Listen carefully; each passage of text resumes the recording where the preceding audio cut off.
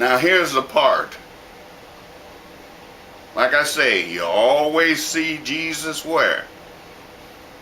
In the stables, with the mother, with the animals, with the shepherds, and the wise men. But here in chapter 2 of Matthew, verse 11, you're going to see this is not scriptural. Verse 11 says what? And when they had come into the house, and when they had come into the house, not and when they had come into the stable. No. It does not say they came into the stable. He says, and when they had come into what? The house. So we see that Jesus was in a different place now than when he was born in the beginning in the stable. Because once the wise men had found him, doesn't say how long it took them to find him, but it said the star had stopped where the child was. And it said, and when they had come into the what? The house, they saw the young child with Mary, his mother, and fell down and worshipped him. And when they had opened their treasures, they presented unto him gifts of gold, frankincense, and myrrh. So you see, when they came into the house, and they saw the baby, Jesus, with his mother, and they fell down and they worshiped him.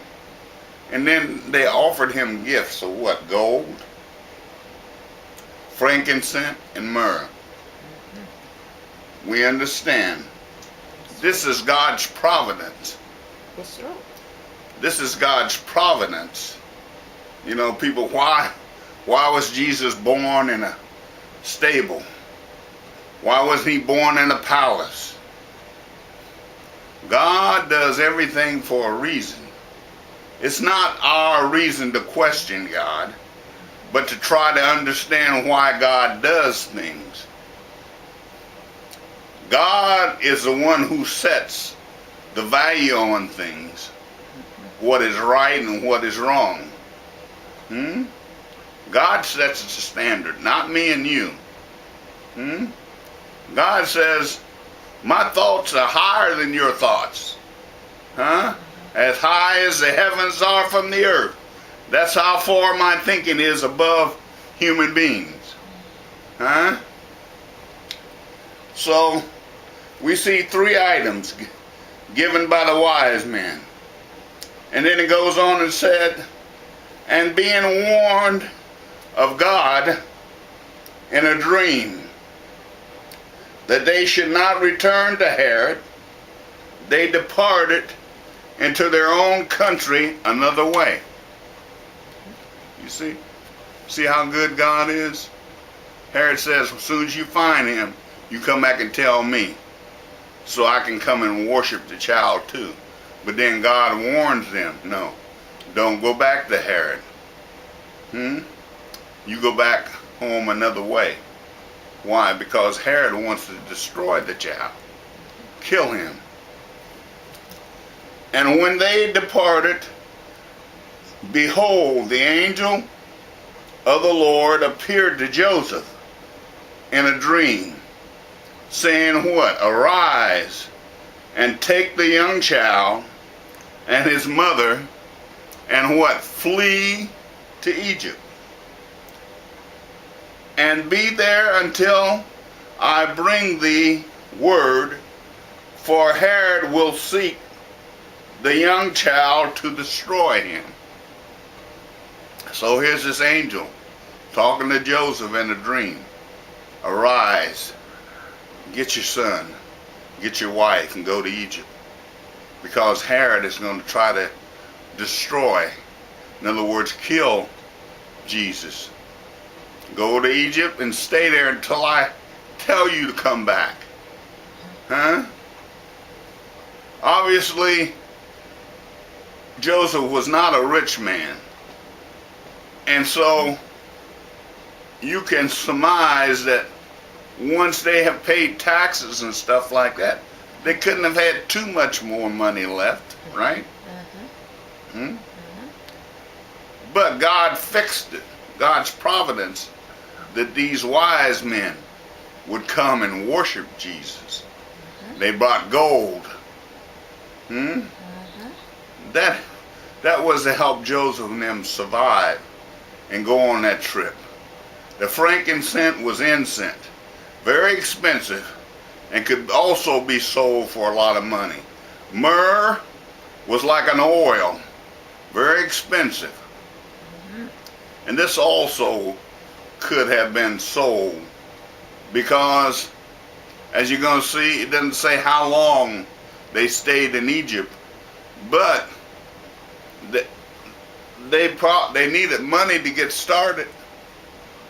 We understand that Joseph was a carpenter, but still yet, after paying taxes, he probably didn't have much to take a trip. But God's providence that these wise men should come and find Jesus and his family and give him these gifts. It says, and when he arose, he took the young child and his mother by night and departed into Egypt. And he was there until the death of Herod, that it might be fulfilled, which was spoken of the Lord's prophet, saying, out of Egypt have I called my son. Talking about who? Talking about Jesus. Okay? So when Herod finds out that these wise men are not going to come back, and that he's been fooled, he's very angry. It says, then Herod, when he saw that he was marked of the wise men, was exceedingly wroth. See, he was angry because they had made a fool out of him. They had not come back and told him, we found the child's in such and such a place, okay? Said he was exceedingly angry, and sent forth and slew. Sent forth and slew the children that were in Bethlehem. So he sent his soldiers into Bethlehem to kill the children.